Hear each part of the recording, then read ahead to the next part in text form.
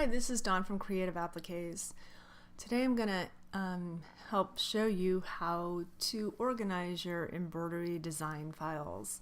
With a lot of files now, embroidery designs, applique designs, embroidery fonts being purchased from the internet, you have access to instant downloads, so you no longer have to purchase something and wait for it to be mailed to you on a CD or on a USB stick, which is wonderful because if you find a design and you need to sew it out immediately, you can purchase it and download it and get started. But the question is, where do these designs go when they come download onto your computer? So one of the things you'll need to know is where you're downloading them to. So what I'm going to show you today is how to organize them. There's several different ways to organize design files. You can do it by digitizer or the company that you bought them from, and then have all of the designs sorted that way. You can sort them by the type of stitching that you use. So if it's strictly an embroidery design, an applique design, say an in the hoop design, a freestanding lace design, so you can sort it by that way. The way I like to do it is by the type of design it is, so the classification, the category it fits into. So is it an alphabet, or is it Christmas, or I do it more by theme instead of by digitizer. But what I'm going to show you today, if you have purchased our embroidery design folders, I'm going to show you how to unzip that and how to start sorting designs. And if you wish, you can also rename some of these folders. This is just a way to get you started on it.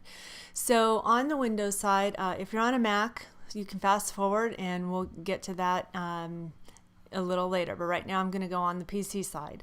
So hopefully you've downloaded the embroidery design folder and you put it somewhere where you know it is. I have mine on my desktop here, and I left click on it and it will pop up, right click. When I right click on it, a window will pop up, and you want to click on extract all. And once you click on extract all, you're going to want to extract the folder to where you want it to be located.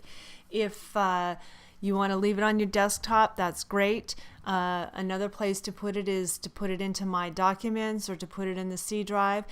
If you want to choose somewhere else to put it, you can click on Browse, and then you can look for where you want to put it when you are in this area. You can select where you want to put it.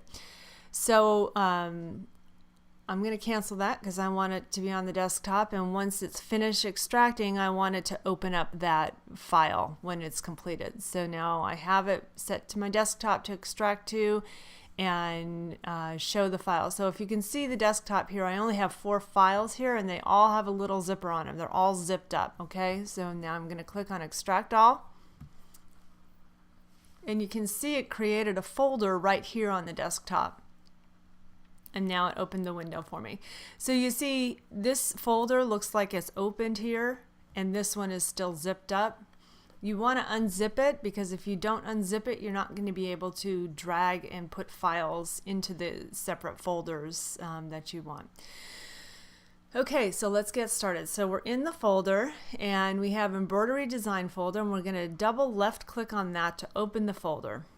Okay, and now we're going to take these files that we have here, over here on the left hand side, and we're going to sort them into these folders. So with the designs that you have, you can choose, you will have to make a choice on some of them. So this first one here says first grade bus. So you can either choose to put it into vehicles or into school, into first grade.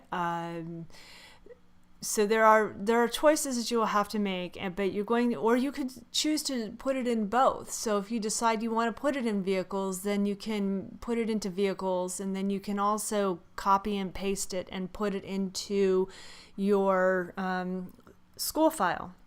Same thing with this one here. This one is a circle monogram tag, so you may want to put it into a folder that says monogram, and then you also might want to put it into the folder that is all your in the hoop designs, that is tags. Okay, and then born in the USA, you might want to put that in babies and also put it into patriotic. So there's many places that you can choose to put it. You'll have to decide on that one for yourself. So let's get started here. So let's get the first grade bus, and I'm going to put it into school. Okay, so I double left click on school, and now I'm going to go to grades, and I'm going to double left click on grades, and I'm going to put it into first grade, and double left click on first grade. So I'm going to take it, and I'm going to left click on the design file itself, and I'm going to drag it into the first grade folder. Okay. This is some basic computer stuff, but it's going to really help you get sorted with all your embroidery designs. Once you have them all sorted, you're going to be able to find what you need exactly when you need it. Okay, so now let's do the next one, the circle monogram tag. I'm going to put it into in the hoop designs because to me, that's the main classification that for me it stands out. So double left click on in the hoop and go to tags, double left click on that. Now left click on the file and hold your mouse down, your left click down, and drag it into the folder. And then release it. Release the left click button when the file has moved. All right, now we're going to go back up to the main embroidery design folder. And we have our born in the USA. So that's going to be under holidays, and it's going to be under patriotic. And we're going to put it into 4th of July. Okay. And we're going to left click on the file and drag it into the folder. So now we've sorted those three. It's very quick, very easy. What if one of these files you don't need? Say you don't do black work and you don't have any files like that, and you have this folder that's going to have nothing in it. Well, you can change the name of that. Okay, so what you'll click on it once to highlight it, and then click it again.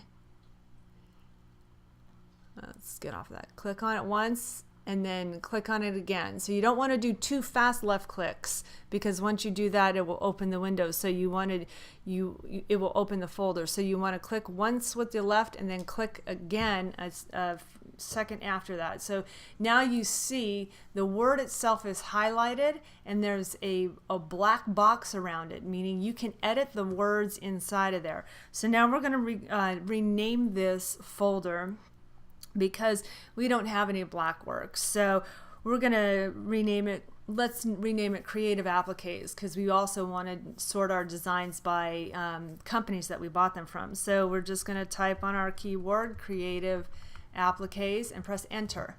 And so now it's renamed that folder from black work, and it's renamed it to Creative Appliques. So now you can take all of your Creative Applique files and load them in there, if that helps you sort as well.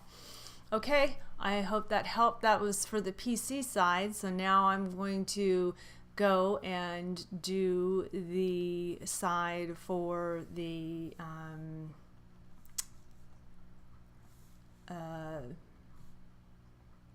Mac side. Sorry. Okay, so on the Mac side here, this is the folder we have. That is,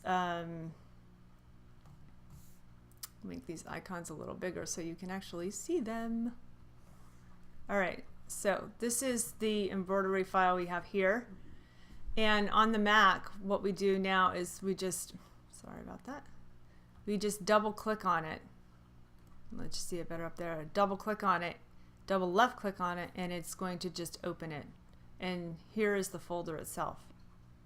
Okay. So now you see